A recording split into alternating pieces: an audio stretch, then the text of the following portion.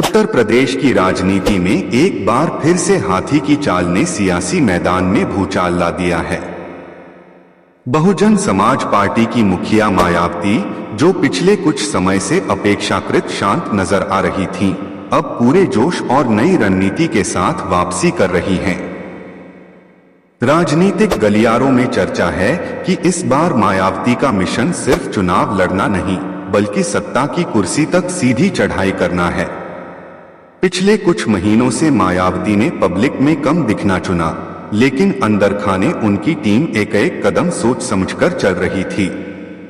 दिल्ली और लखनऊ के बीच लगातार मीटिंग्स हुई, जमीनी रिपोर्ट्स तैयार की गई और अब उन रिपोर्ट्स के आधार पर एक ऐसी चुनावी योजना बनाई गई है जो विपक्ष के बड़े बड़े नेताओं के लिए सिरदर्द बन चुकी है। सूत्रों के मुताबिक मायावती ने अपने पुराने वोट बैंक दलित, पिछड़े और अल्पसंख्यक वर्ग को फिर से एकजुट करने का अभियान शुरू कर दिया है। गांव-गांव, बस्ती-बस्ती में बसपा के कार्यकर्ताओं को भेजा जा रहा है ताकि लोगों से सीधा जुड़ाव बन सके। मायावती का साफ कहना है, अगर बहुजन एक हो गए तो किसी भी पार्टी को सत्ता में आने से कोई नहीं रोक सकता। इस बार मायावती गठबंधन की राजनीति से दूरी बनाने के मूड में हैं। उनका मानना है कि जब भी बसपा ने किसी के साथ गठबंधन किया, उसका नुकसान बसपा को ही हुआ। इसलिए 2025 के विधानसभा चुनाव में बसपा अकेले दम पर मैदान में उतरेगी।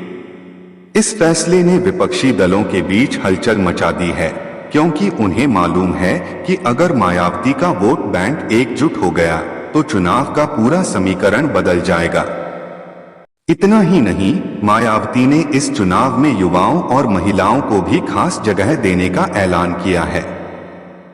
पार्टी में नए चेहरे लाए जा रहे हैं ताकि जनता को ताजगी का एहसास हो।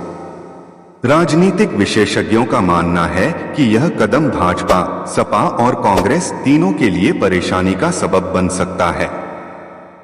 राजनीति के जानकार कह रहे हैं कि हाथी की चाल हमेशा धीमी मानी जाती है, लेकिन इस बार मायावती ने जो चाल चली है वो तेज, सटीक और सीधे सत्ता की ओर है।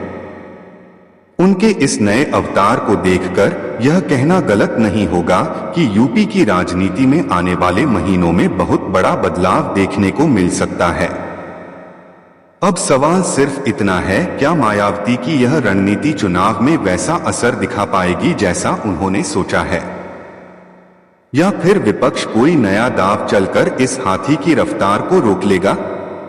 फिलहाल तो इतना तय है कि यूपी की सियासी जंग अब और भी दिलचस्प हो गई है। दोस्तों, अगर आपको ये खबर पसंद आई हो तो चैनल को सब्सक्राइब करें, वीडियो को लाइक और शेयर करें और अपनी राय कमेंट में जरूर दें।